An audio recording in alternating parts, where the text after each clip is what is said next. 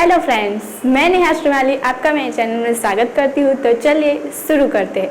YouTube पर मेरा ये फर्स्ट वीडियो है और मैं कई महीनों से यूट्यूब पर वीडियो बनाने का सोच रही थी, पर मुझे कुछ टॉपिक मिल नहीं रहा था। और इस कोरोना काल की वजह से तो सबकी नौकरियाँ और हमारा कॉलेज भी बंद हो चुका था, पर अब धीरे धीरे सब खुल रहा था। तभी मैंने अपनी एक नई जॉब शुरू की थी जो टारगेट अनुसार थी। उस काम ने मेरी इतनी मेहनत मांग ली कि मुझे बस दिन रात उसी में ही खो जाना पड़ा। और तभी मैंने सोच लिया कि मेरा ये काम ख़त्म होके मैं कहीं घूमने जाऊंगी। और पूरे 25 दिनों के बाद मेरा यह काम ख़त्म हुआ। अब मैं अपनी फर्स्ट सैलरी लेने जाने वाली थी। वह लेते समय मुझे इतना गर्व और इतनी खुशी महसूस हुई कि मैं आपको बता नहीं सकती। कि मैंने सोचा था कि यह काम ख़त्म करके मैं घूमने जाऊंगी, वैसे ही अचानक मैं और मेरी बड़ी बहन का प्लान बन गया सापुतारा जाने का। तो आइए मैं अपनी फर्स्ट एडवेंचर ट्रिप से आपको सापुतारा की सैर कराती हूँ। आपने कभी कल्पना की है स्वर्ग, हेवन, जन्नत कैसा होता है? सच कहूँ तो जिसकी कभी कल्पना भी की नहीं जा सकती, उससे भी बढ़कर खूबसूरती धरती पर महसूस की जा सकती है। तो मेरे अनुभव से एक बार डांग जिले की मुलाकात जरूर लेनी चाहिए। बारिश के दिनों में कोई कोई जगह बेहद खूबसूरत हो जाती है। जैसे जैसे सफ़र आगे बढ़ता है वैसे वैसे होता है कि जैसे जन्नत में जा रहे हैं। ऐसा हुआ जब हमने डांग जिले की मुलाकात ली और अब हमारी सवारी निकल पड़ी सापुतारा जाने के लिए। करीब सुबह के 7:30 बजे हम सापुतारा पहुंच गए। सबसे पहले हम गिरा धोध पर पहुंचे और वहां जाके देखे तो क्या वहां का नज़ारा। इस झरने को देख के लगे जैसे चाय का झरना है। अगर आप फोटोग्राफी के शौकीन हैं तो यह जगह देख के आप रुक ही नहीं पाओगे। और वैसे भी आजकल तो ज़माना ही है फोटोग्राफी का।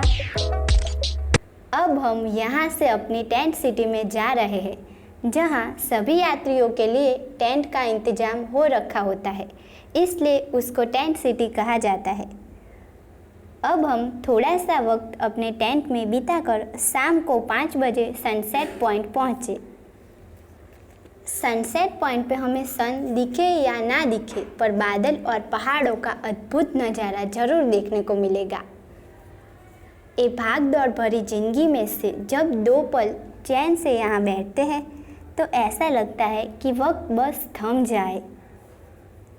बादलों के बीच में जैसे हम गिर गए हो ऐसा महसूस होता है। और ऐसे मौके पे अगर गर्मा गर्म भुट्टा खाने का जो आनंद है वो तो एकदम आह्लादक। और अगर चाय भी मिल जाए तो क्या बात है। अब हम वापस वहाँ से अपने टेंट में आ चुके और मैं और मेरे हमराही लोग रात के नज़ारे का भी आनंद से महसूस कर रहे थे। सापुतारा की सुबह का नज़ारा तो ऐसा कि जाने रात रानी को भी दूसरी बार महकने का मन हो उठे। आने जाने के रास्ते के बारे में तो क्या कहा जाए यार, कितनी ब्यूटीफुल। इतने मोड़ आते थे रास्ते में, मुझे तो कभी कभी डर सा लगता था।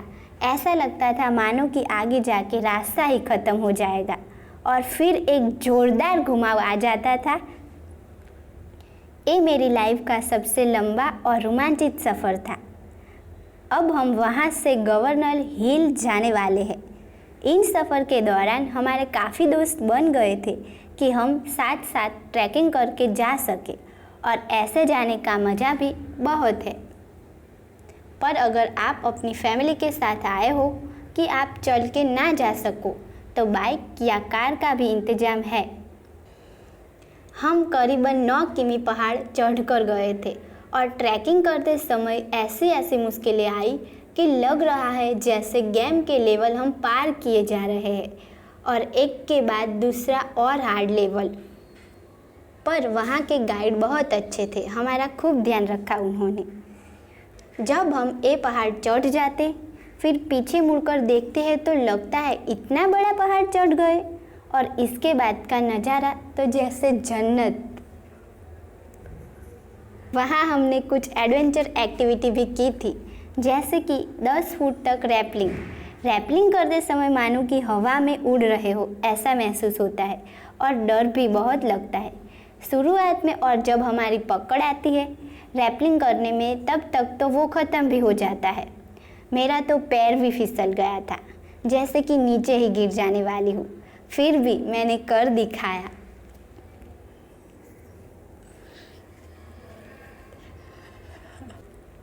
महाराष्ट्र और गुजरात के बॉर्डर पर आया हुआ यह हिल स्टेशन मानसून और विंटर की सीज़न में जैसे अलग ही दुनिया में रहने का एहसास दिलाता है। प्रकृति की गोद में खेलने का मन हो जाए, उसका नाम ही डांग हिल स्टेशन।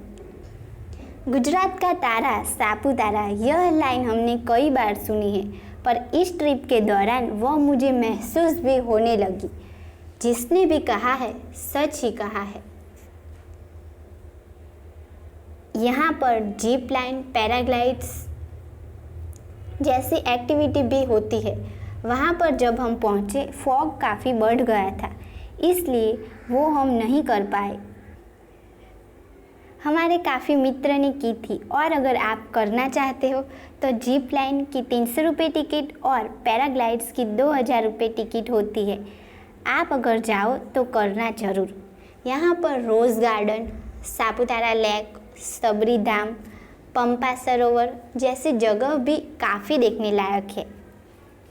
हम वहाँ पर जा नहीं पाए, पर अगर आप जाओ तो पक्का बड़ा मज़ा आएगा। आखिर वो अंत भी आ ही गया जब घर वापस जाना है। मन तो नहीं करता कि इन पहाड़ों और बादलों के सुनहरे शहर को छोड़ के जाए, पर जाना तो पड़ेगा, क्योंकि आप जैसे मेरे कई मित्र हैं जिन्होंने सापुतारा नहीं देखा या फिर जाने का सोच रहे हो, उनके लिए ये वीडियो जो बनानी थी, ताकि वो भी ये अनुभव कर सके कि धरती पर अगर कहीं स्वर्ग है तो वो बस यही है, यही है, यही है।